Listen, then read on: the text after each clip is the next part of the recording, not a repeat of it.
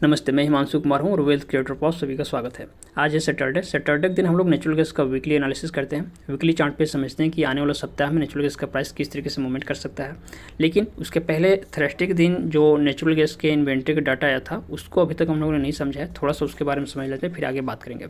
तो इन्वेंट्री का डाटा आया है 45 क्यूबिक बिलियन फीट, जो कि अनुमान से ज़्यादा है। इसका मतलब ये हुआ कि स्टोरेज ज़्यादा हो गया। ये स्टोरेज ज़्यादा क्यों हुआ? क्योंकि जो डिमांड है, डिमांड कम रही, और जब किसी चीज़ की डिमांड कम रहती है तो आप सभी जानते हैं कि प्राइस भी नीचे आता है।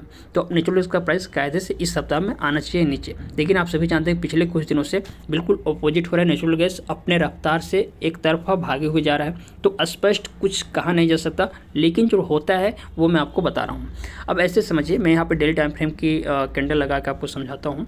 जैसे मैंने क्या कहा कि थर्सडे के दिन जब इन्वेंट्री का डाटा आया, यानी कि इसके मुकाबले प्राइस नीचे आना चाहिए था, तो अगले दिन क्या हुआ? फ्राइडे के दिन प्राइस नीचे आया भी, लेकिन ज़रूरी नहीं कि पूरे सप्ताह नेचुरल गैस का प्राइस नीचे ही आता रहे, क्योंकि विंटर के सीजन में आप सभी जानते हैं कि प्राइस ऊपर जाता है और नेचुरल गैस का प्राइस ऊपर जा भी रहा है। यहाँ पे डेली टाइम फ्रेम पे अगर मैं समझाऊँ, अब यहाँ पे डेली टाइम फ्रेम लगा दिया है। आप ऐसे देखिए कि ये जो कैंडल है ग्रीन, थर्सडे का कैंडल है।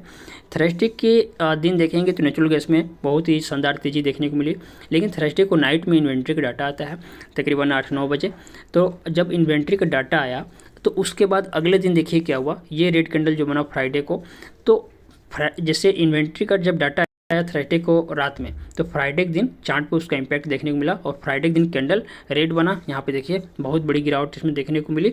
और अब ज़रूरी नहीं कि पूरे आने वाले सप्ताह में नेचुरल गैस का प्राइस आपको नीचे आते हुए देखने को मिले, लेकिन स्पष्ट कुछ कहा नहीं जा सकता। इसलिए वीकली चार्ट पे हम ये समझ लेते हैं कि एक सप्ताह में क्या रेंज रह सकता है। वैसे भी देखेंगे तो वीकली चार्ट पर भी आपको देखने को मिलेगा कि नेचुरल गैस का प्राइस अपने रेजिस्टेंस के आसपास चला गया है, रेजिस्टेंस से ऊपर ही चला गया है। तो जाहिर सी बात है कि एक तो डाटा नेगेटिव आया है और उसके बाद अपने नेचुरल गैस वीकली चार्ट पर रेजिस्टेंस के आसपास ट्रेड करते हुए नजर आ रहा है। तो प्राइस थोड़ा सा करेक्ट करने के लिए नीचे आ सकता है, आना भी चाहिए, जरूरी है, लेकिन स्पष्ट कुछ नहीं कहा जा सकता। फिर भी आप एक रेंज लेके चलिए कि यही 400 से लेके नीचे 300, ये इस रेंज में नेचुरल गैस आपको इतना नीचे तो नहीं आएगा, लेकिन फिर भी 350 तक तो आप मान के चल ही सकते हैं कि इस रेंज में कारोबार करते हुए देखने को मिल सकता है।